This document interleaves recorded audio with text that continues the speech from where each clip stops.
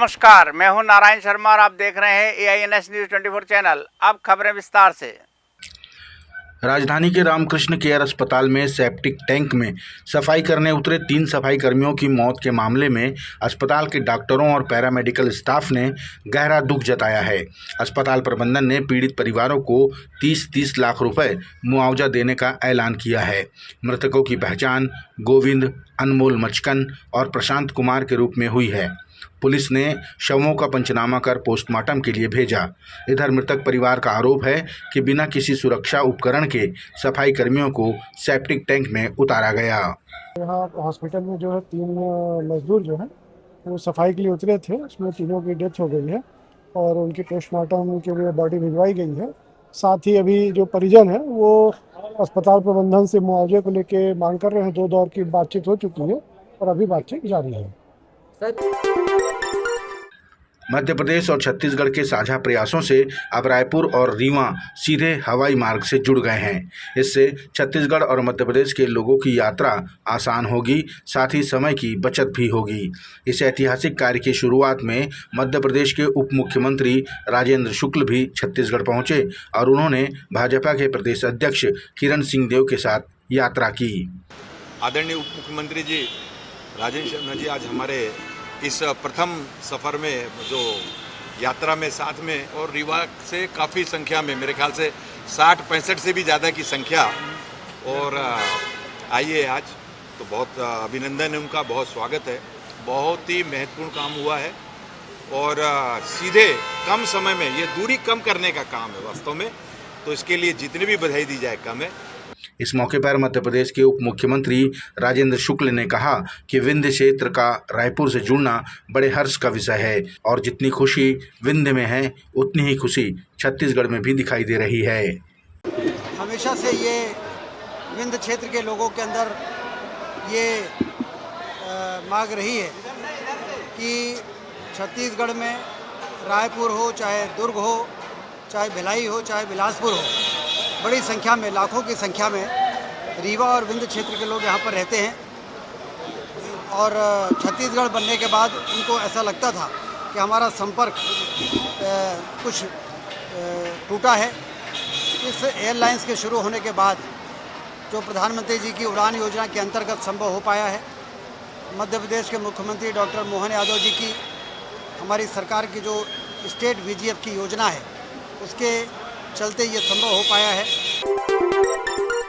आज विधानसभा में 140 पुनर्वासी माओवादियों को भ्रमण कराया गया।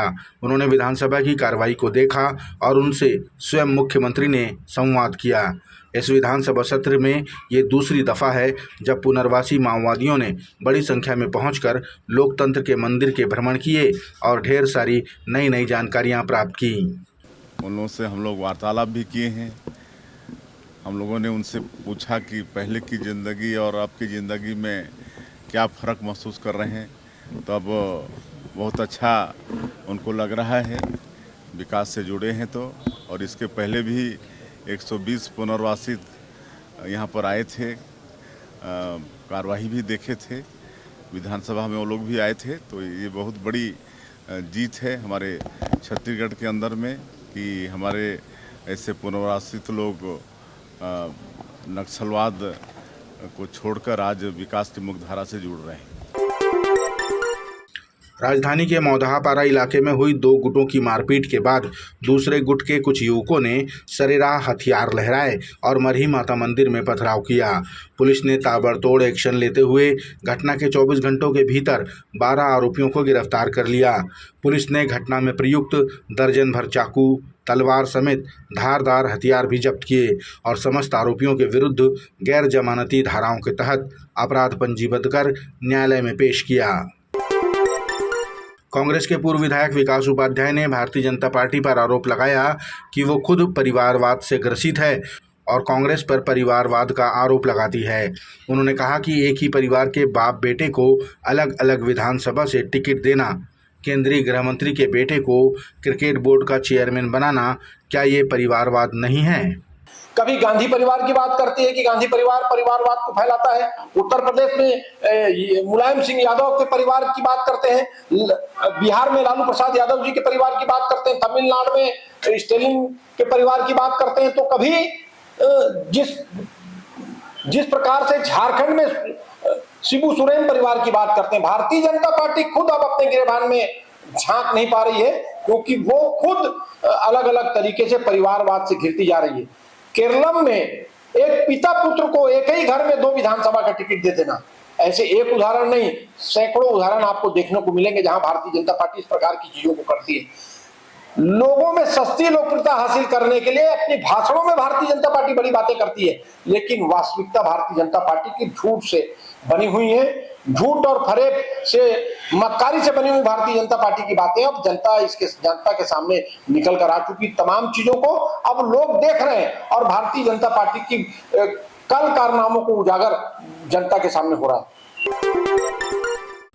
रामकृष्ण केयर अस्पताल के सेप्टिक टैंक में 3 सफाई कर्मियों की मौत के मामले में पूर्व मुख्यमंत्री भूपेश बघेल ने कहा कि सफाई के नाम पर किसी की जान नहीं जाना चाहिए। उन्होंने कहा कि मामले की गहनता से जांच होनी चाहिए और दोषियों पर कड़ी से कड़ी कार्रवाई की जानी चाहिए।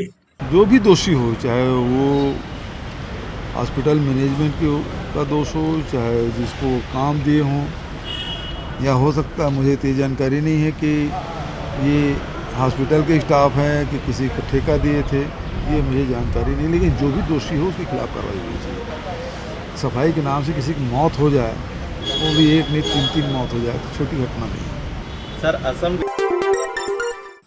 बालोद विधायक संगीता सिन्हा ने स्कूल शिक्षा विभाग को लेकर परीक्षाओं में उपयोग होने वाले प्रश्न पत्रों की गुणवत्ता को लेकर ध्यान आकर्षित किया।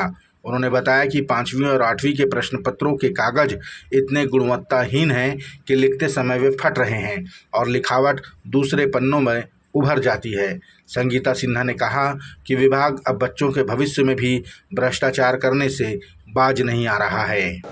मैंने शून्यकाल में मेरे यहाँ बालोद जिला में 8वीं और 5वीं का बोर्ड एग्ज़ाम चल रहा है और 8वीं के बच्चों को ऐसा पेपर मिला है 5वीं के बच्चों को जिसको पेपर लिखते ही वो फट जा रहा है। दूसरी बात, उसी में पेपर में क्वेश्चन और आंसर लिखना है और गणित का पेपर है जिसके लिए रफ कार्यशैली कुछ भी नहीं है।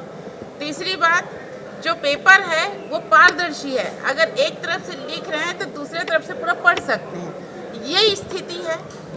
स्तरहीन का जो पेपर दिया गया है, जो बहुत ही शर्मनाक बात है। स्कूल शिक्षा की बात करते हैं, स्कूल शिक्षा में नाकाम है और जो उस पेपर को ये जिम्मेदारी डीओ का होता है, यहाँ भी भ्रष्टाचार है, उसमें मैं जांच की मांग करती हूँ।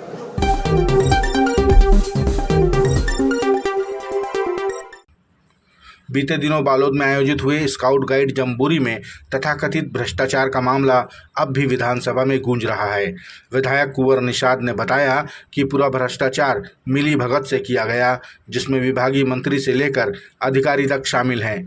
उन्होंने कहा कि बिना टेंडर प्रक्रिया का पालन किए ये आयोजन किया गया। ये लड़ाई 2 दिग्गजों की है, एक तरफ शिक्षा मंत्री जी और एक तरफ सांसद जी। सांसद जी बोलते कि मैं इस का अध्यक्ष हूं और शिक्षा मंत्री बोलते कि मैं इसका अध्यक्ष हूं। ये दोनों की लड़ाई का भेंट ये जम्बूरी चढ़ा है। पहले रायपुर में होना था, लेकिन अचानक स्थान परिवर्तन कर दिया जाता है और बालोद जिला के दुधली माली गोरी में आयोजन किया जाता है। और जिस पर शुरुआत से ही ये बातें आई कि बगैर टेंडर के, बगैर किसी चीज़ के वहाँ पर आयोजन कर दिया जाता है और सीधा सीधा राशि शिक्षा विभाग के अधिकारी डीओ के खाते में जमा कर दिया। आज उसी पर मैंने प्रश्न पूछा तो बोले कि क्यों नहीं किया जा सकता। आयोजन होता है स्काउट गाइड का और सीधा सीधा पैसा चला जाता है डीओ के खाते में। तो ये बड़ा भ्रष्टाचार का जो मामला उजागर हुआ, लेकिन सरकार इस पर स्पष्ट बात नहीं कर पा रही, गोल गोल घुमाने का काम कर रही है, क्योंकि सारे अधिकारी इसमें मिले हुए हैं और बड़ा मामला इसमें आया भ्रष्टाचार का, इसलिए लोग जवाब नहीं दे पा रहे हैं।